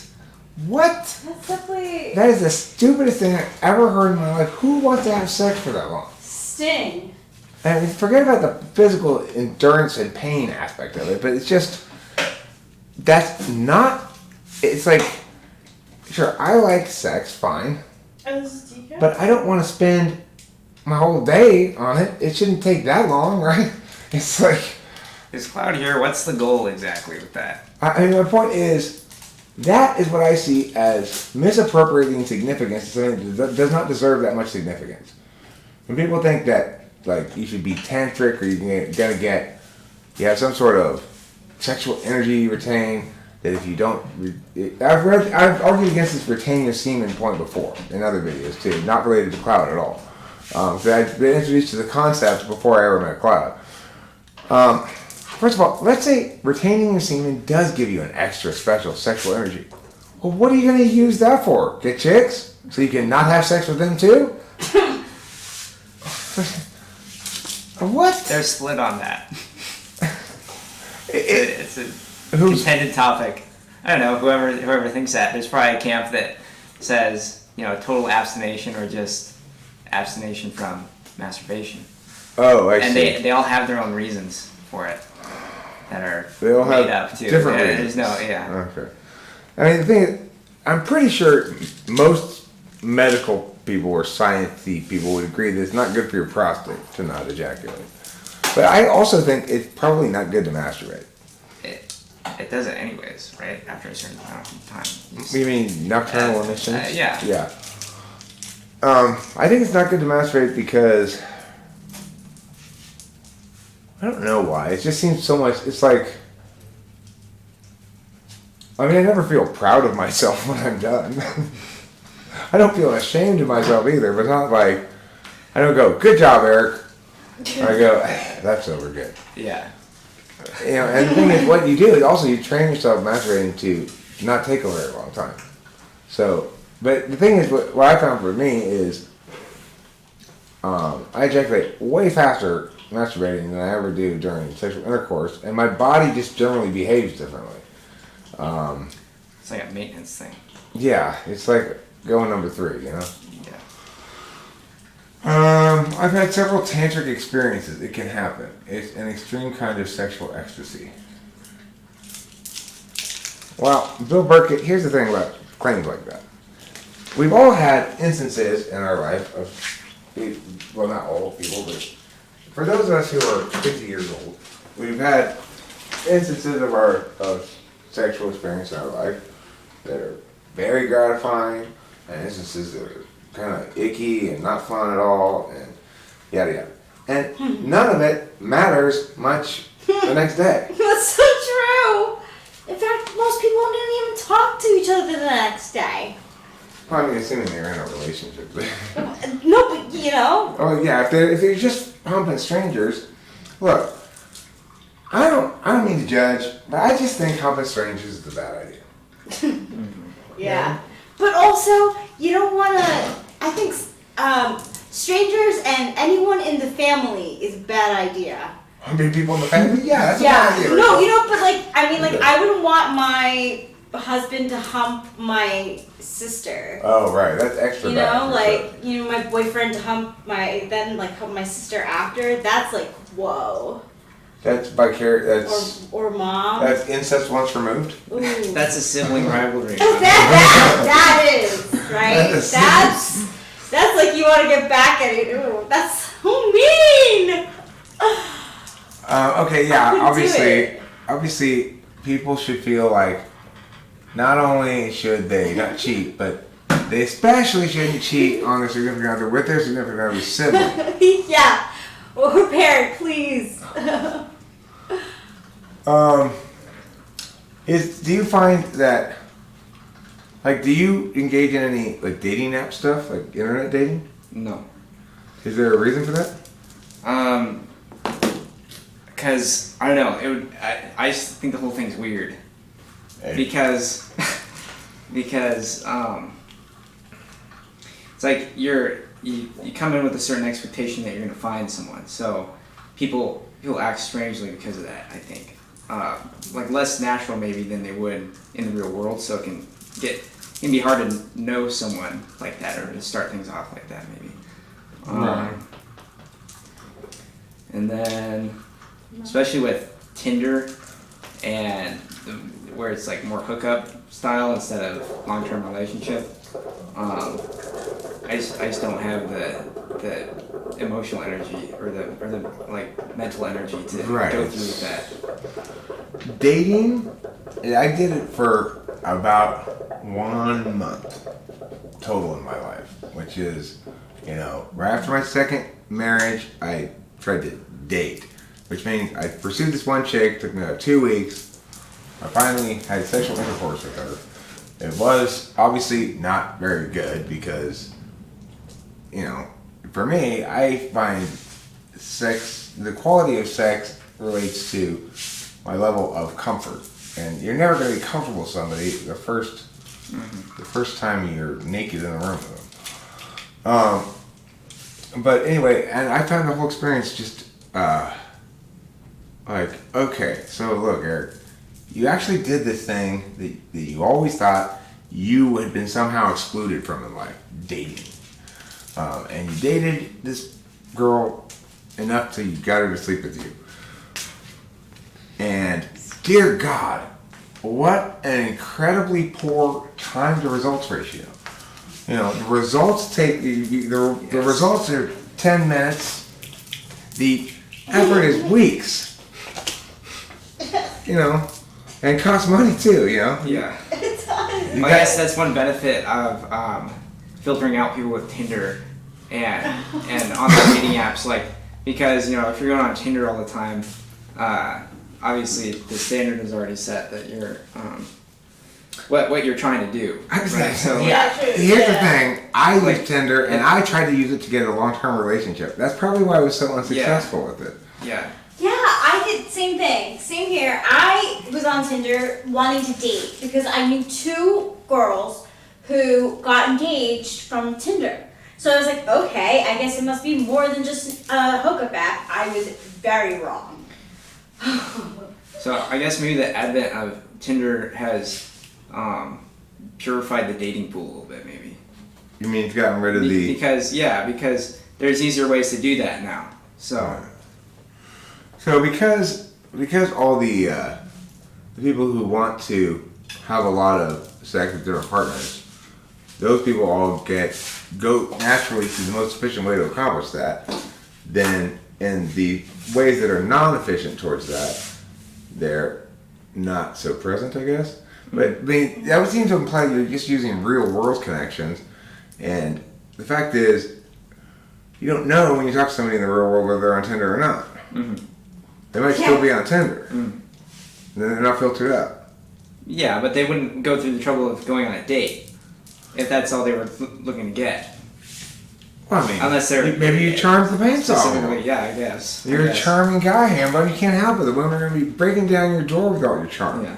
To expect that. Maybe with the men. Maybe with just It with was the so men, not the women. anecdotal. Filters out the men. Anecdotal. Anecdotal. Anecdotal. It was so anecdotal. Like, it was so disappointing. And OkCupid was more datey. I did Right. a year of dates.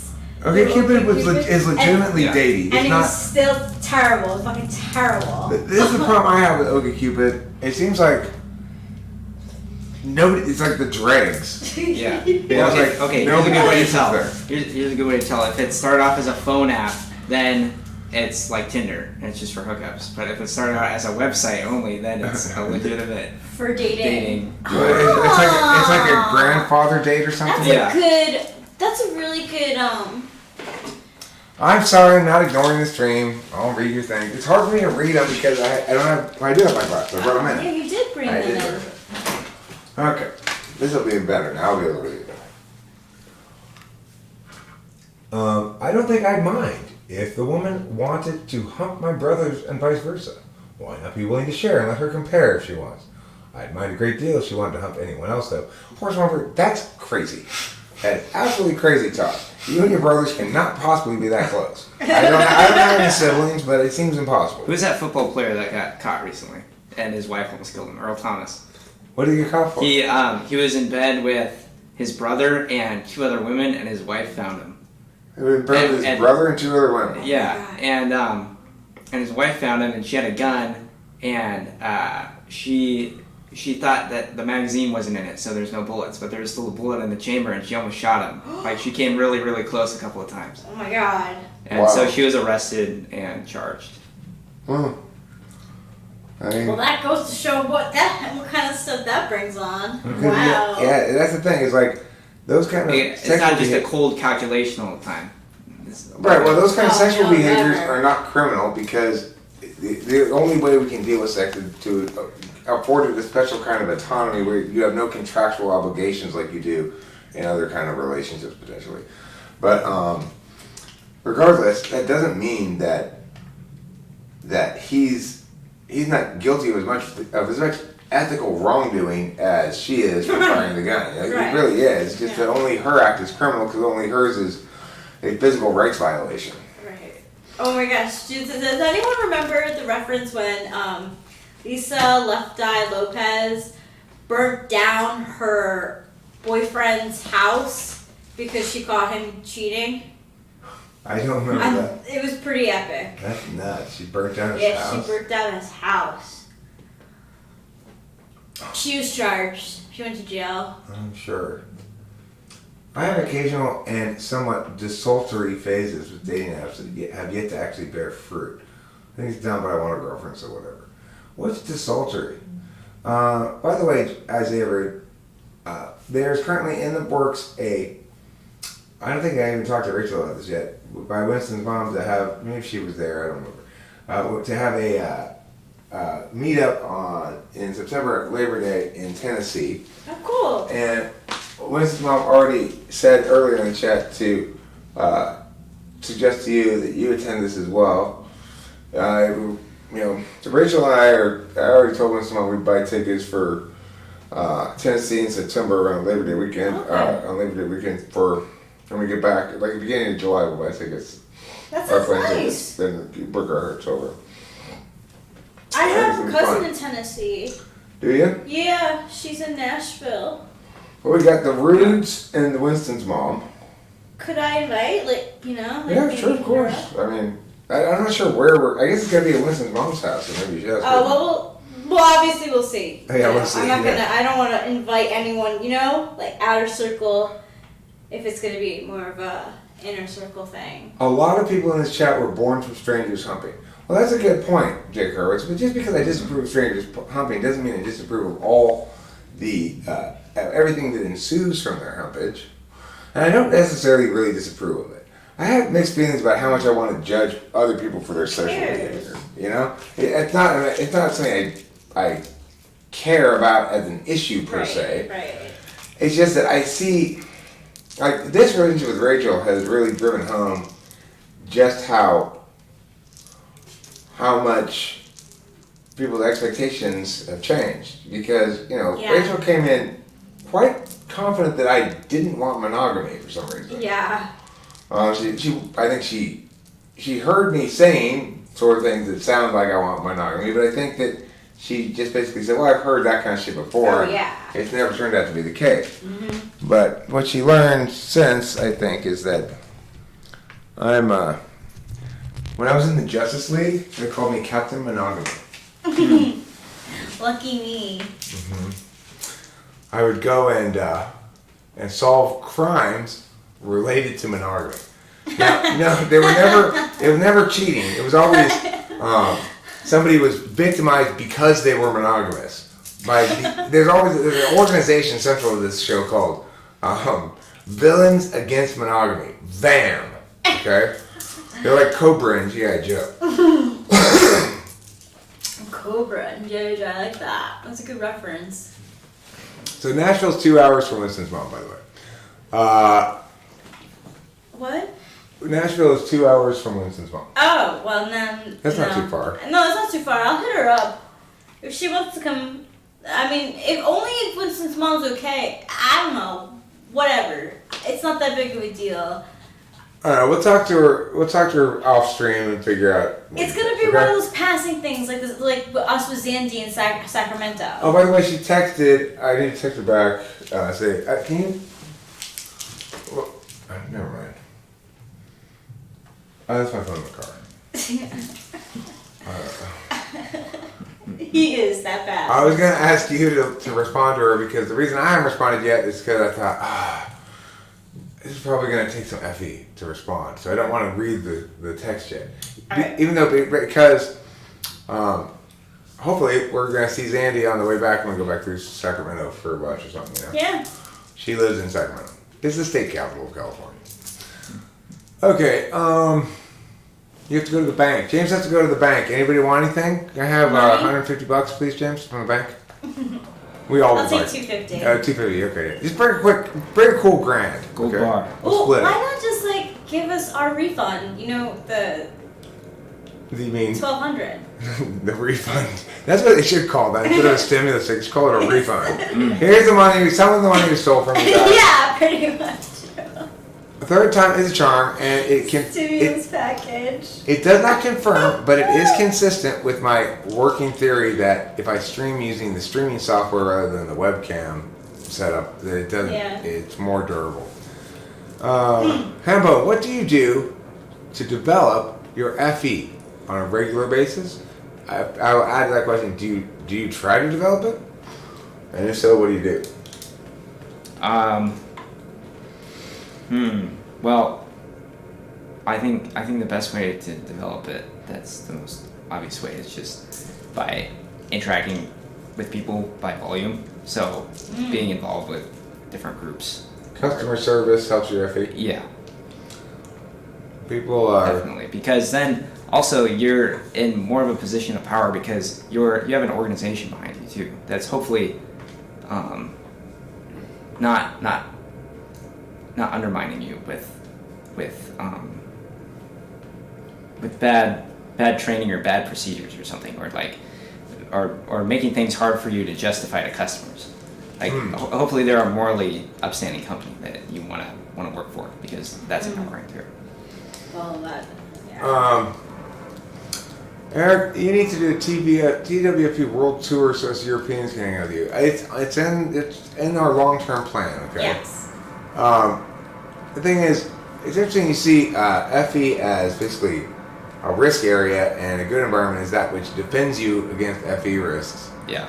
It's not like you're going, I like interaction with customers. Just give me a chance to make some jokes and talk to these people, and you're just like, this is a good way for me to interact because I'm safe.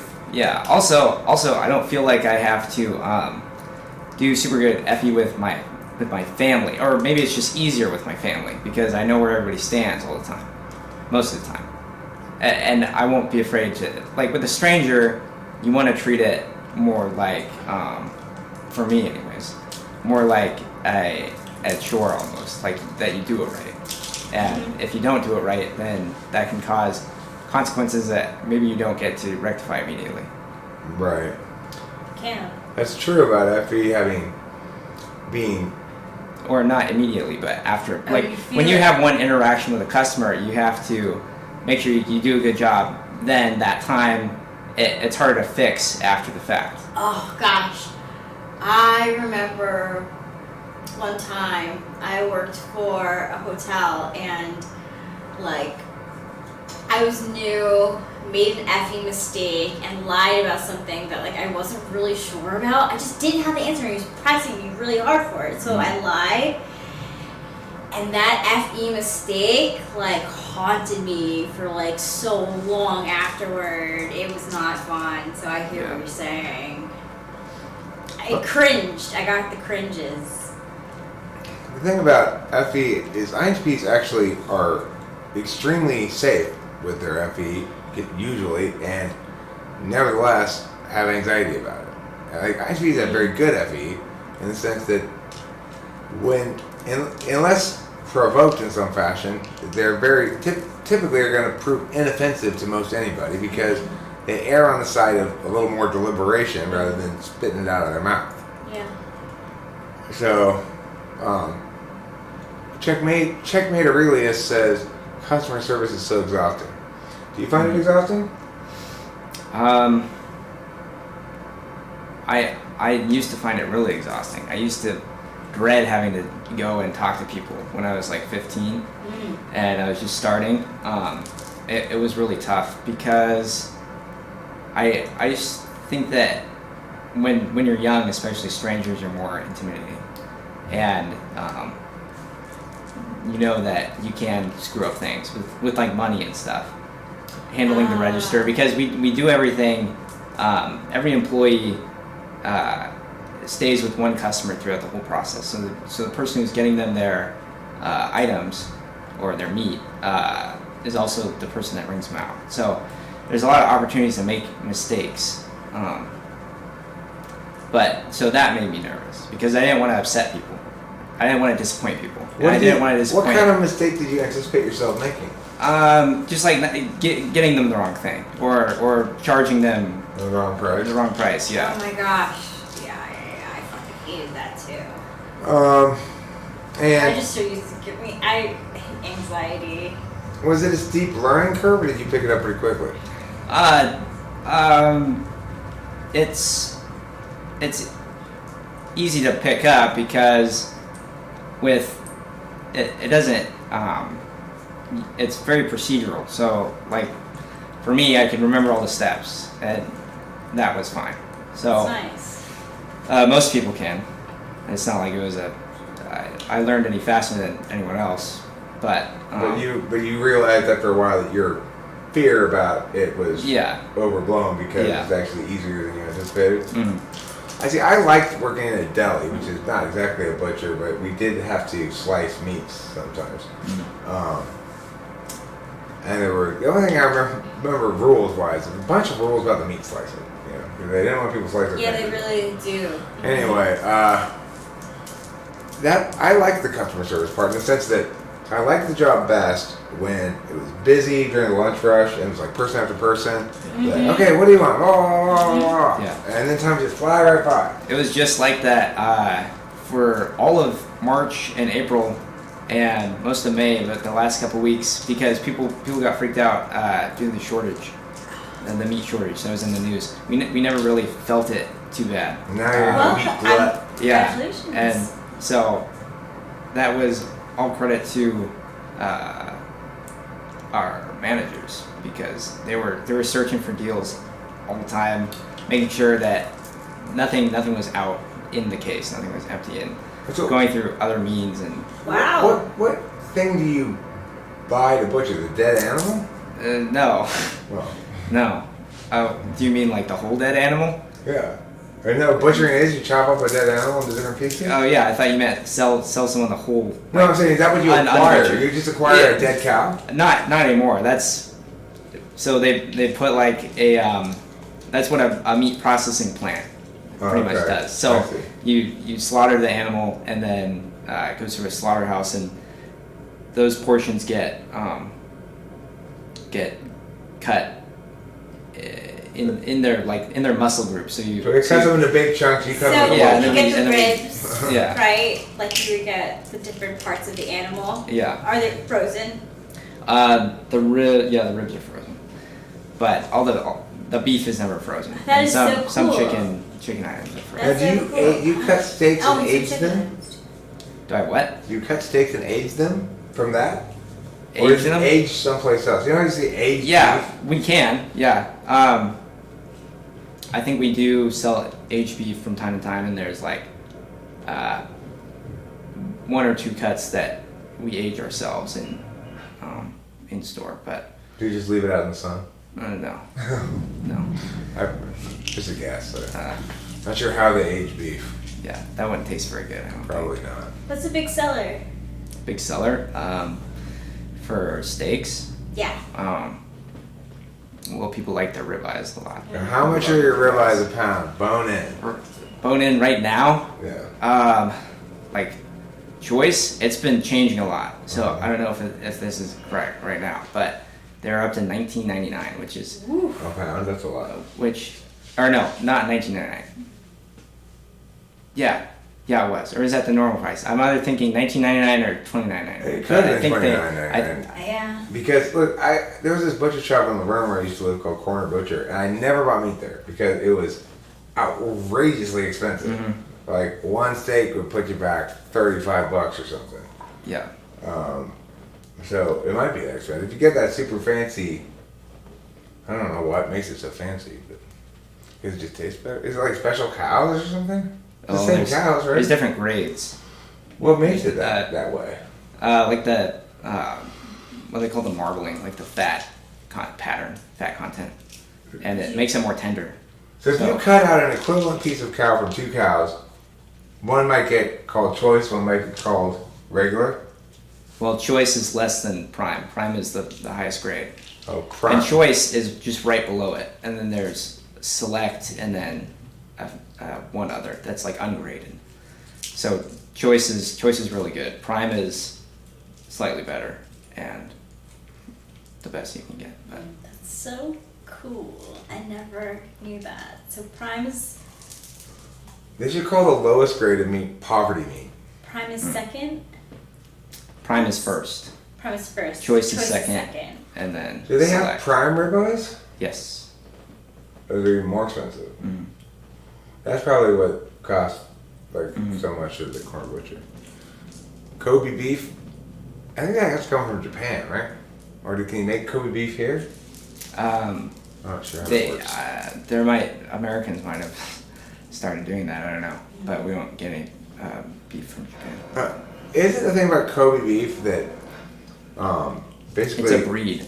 Oh, it's a breed. It's a breed. I'm pretty sure. Oh, I thought it was they had a bunch of weird Japanese cow massaging rituals or something. I thought it was a breed. They might have. I don't know. I'd have to look Yeah, it up. that makes sense. I have no idea. And maybe a way they treat them too. But I think Yeah. that's The thing- part of the breed. The thing I remember about hearing like why they supposedly taste so good, so they keep completely stress free their entire lives, given like the choicest pasture and massaged by the farmers. And so it's thinking like, man, I have got it made. I have got the cow's dream life here. This is perfect. Everything's gonna be perfect. Wow. And then one day, bam! Yeah. Where the fuck did that come from? You have been loving the shit out of me for years now. Just loving me so much. And I just turn around one day, you shoot me in the fucking head. What the hell? There's a YouTube about that. Why would I eat soy? Why would anybody eat soy? Good question, Claude. Well, I'll tell you the answer. Because you want some sauce on your rice. That's why you eat soy. They make sauce out of it. So I'm gonna go outside for one more cigarette. I think I'm gonna wrap this up here around 8 o'clock. Rachel and I are fairly tired, having driven about 7 hours today. And we have a big day planned tomorrow with Hambone. Of course, I'll take videos and stills and stuff. I'll I'll make sure to share in the fun with all of my internet friends. What's this place we're going tomorrow called again? It's called Eatonville, and it's called Michelle Falls. Michelle Falls. Yeah. Ooh, Michelle Falls Trail. And there's a railroad bridge, too. That's pretty cool. That you can walk over. That's so cool. Picture time. If we were going there, I'm sure somebody at some point has gone to this place with Michelle, and she has trips, and he's gone, Michelle Falls. Oh! It has to have happened at some And then point. she's like, It's "No, spelled yeah, weird though. It's like Maschellel. Oh. Michelle. Oh. So You know, it seems like a last name or something. it's like the Willamette Michelle. River. If you look at that word Michelle. Willamette, it doesn't look like it should be pronounced Willamette. It looks like it should be pronounced Willamette. Mm-hmm. Just like the Michelle Falls, except the other way around. All right, so I'm gonna go smoke a cigarette. They're gonna come in and wrap it up.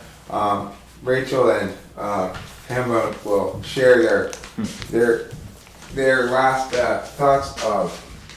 It's like at the end of 60 Minutes where Andy Rooney has his time to say, "What Don't you hate it, man?"